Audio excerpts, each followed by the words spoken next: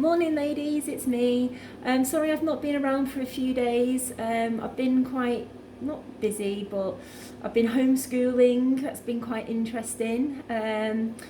Keeping the kids entertained and sorting out the house and trying to be positive and cook nice things and trying to stay in and helping parents out. So it's been a bit kind of unusual for me.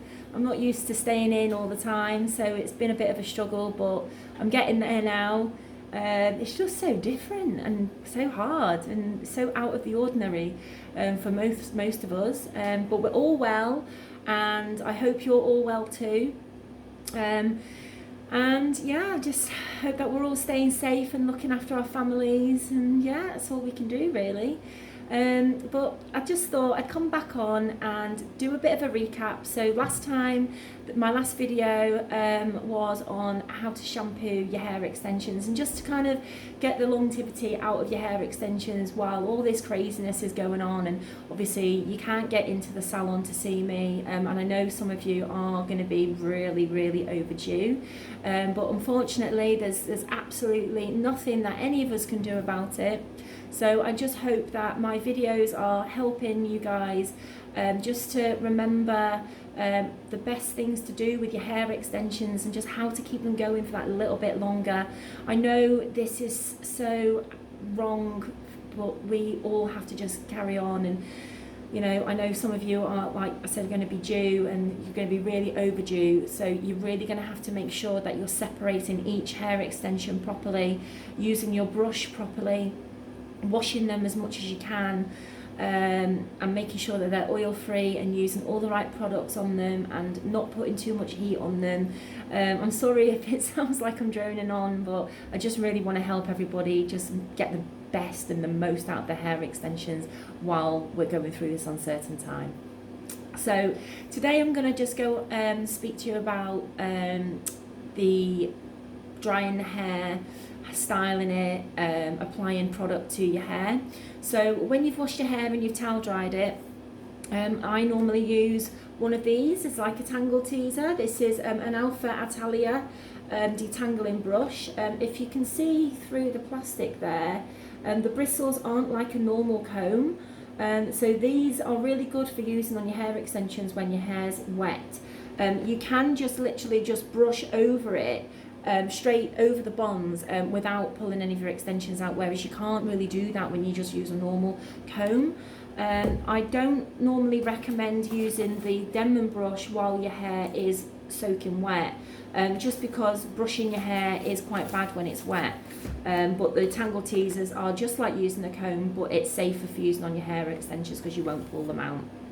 So once you've used your tangle teaser and you've got all the knots out, you can just put some styling products in your hair. Now I do recommend you do use styling products every time, mainly products like oil, heat protection, not necessarily things like gels or mousses or hairspray, just because they have alcohol in them. So anything with alcohol in is going to dry your hair out. However, because we have to keep our hair extensions as oil-free as possible because of the bonding, the hair itself doesn't get any natural nourishment from your scalp oils. So I do think it's really nice just to use something like an oil in it. So this is a Redken Frizz Dismiss oil, which is quite nice. It's anti-static oil mist and it hydrates the hair. With it being a spray, I do recommend that you spray. If you use any sprays, just spray it directly into your hands first. Get a good amount in, give it a rub in your hands, and then evenly distribute it throughout the mid-lengths and ends. Always try and stay away from those bonds. Like mine, I don't really have mini rows here. My hair extensions kind of come to about there, so this bit of my hair here hasn't got any hair extensions in it. So I do think it's quite nice if you can just put a little tiny bit of product just through the hair, just like that. I kind of just like separate it and just work some product through that, just keeping it away from the bonds as much as you possibly can, and then you can go ahead and dry it. I do say as well that once you've applied your product to your hair, just run to the bathroom and just go and wash the product off, because when you start drying those extensions and you've got product on your hands, that product's going to transfer onto those bonds. So when you've put your product in and you've washed your hands, you're then going to just get your hairdryer, medium heat setting only, and you're just going to blast dry it, keeping that hairdryer moving in all different directions, preferably holding the nozzle pointing downwards. If you're holding the nozzle straight ahead of the hair, straight on like that, pointing it that way, that hair is just going to blow up in all different directions, and then that's going to cause knotting.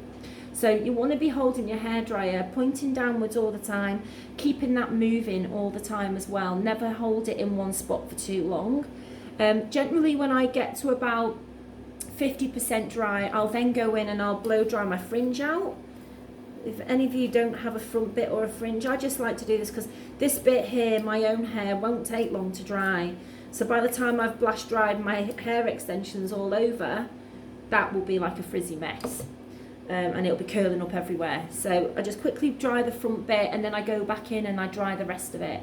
If you're just wanting to curl your hair and just going to put like a wand or a tong through it, or even straighten an iron straight after, you can just blast dry your hair all over first so it is bone dry.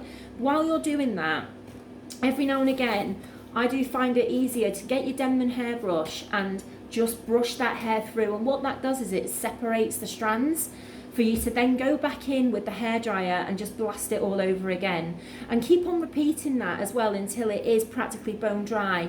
In between as well, just flick it onto the cold setting and just give your bonds a good blasting, and what that will do is it'll just reset those bonds, because you really want to make sure that you are very wary about how much heat you're putting on those bonds. Like I've said before, you know, the hair itself is such amazing quality that the hair kind of looks after itself. All I say is just put a little bit of, you know, heat protection on it, bit of serum on it, just keeps that hair nice and supple, because the hair I use is just real hair. It's the only process in the hair that I use that it's gone through is colouring, basically. It's been coloured, and that's it. So, you know, it still has all the cuticle intact, so there's no reason why your hair shouldn't last you. As long as you're using good products, I'd say try not to use the ones that are cheap that you can buy in the shops. Do try and use some that either I sell, or, you know, a good salon product is definitely worth it. I know they are a bit more expensive, but you don't need to use as much. So in theory, they probably work out either the same, or if not a bit cheaper, because they're highly concentrated. So you do get the best out of using a good quality hair product. So once you've done that, that's pretty much it, and then you can just go in really and just put a wand in it, or do whatever you want to do with it. I'm gonna show you just a little trick that you can do if you're being really lazy and you're not really going anywhere, but you do fancy just doing something. You can, rather than sectioning your hair off, I'm just going to show you, I'm just going to pop some tongs through it. It doesn't have to be perfect, but as long as you're keeping that heat away from the extensions, away from your bonds, you're absolutely fine. I mean, if you're sat at home, you might not really be wanting to put much heat on them, and that's fine if you don't. The only reason why I'm doing this is just to show some of you, you know, just different ways of curling your hair. The other day I showed you how to curl your hair using tongs, but using them like a wand. But this time I'm actually showing you how to just use them like a normal pair of tongs, really. And you don't have to be dead alien about it. You know, like I've said before, as long as you get all of your hair in, it shouldn't take too long. But all I'm doing is I'm just taking segments of my hair. I mean, I can't really see what I'm doing at the back, but that's okay. I'm not going anywhere.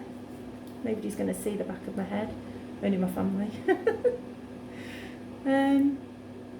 Or, you know, if you don't want to do anything, then that's fine, because obviously you're probably thinking you want to get the most out of the hair. But like I said, as long as you're using a bit of heat protection and you're not doing it every day, that's absolutely fine, you know. But I do think, you know, these videos are on here just to help some people out that struggle to manage their hair. So when we're back up and running and you're all coming into the salon, you're going to have amazing hairstyles, and I can't wait. You're all going to have this amazing bouncy curly hair, and it's going to be absolutely awesome. Oh, that was a bit wrong. See, we all make mistakes, even the professionals. But if you haven't got tongs, that's alright. You could use straighteners if you're only good at using straightening irons. There we are.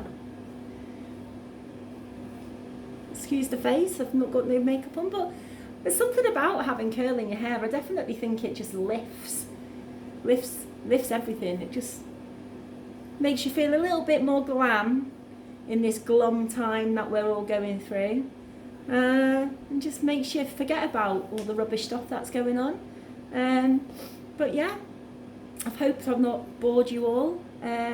Next time I'm going to be doing a little bit of a chat on general care, so you know, and a little bit about the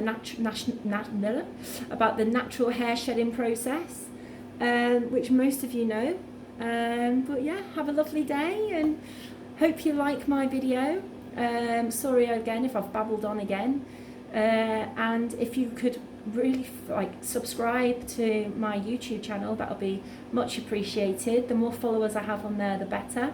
And yeah, if you could like my post, that'd be great. All right, have a lovely time. Bye.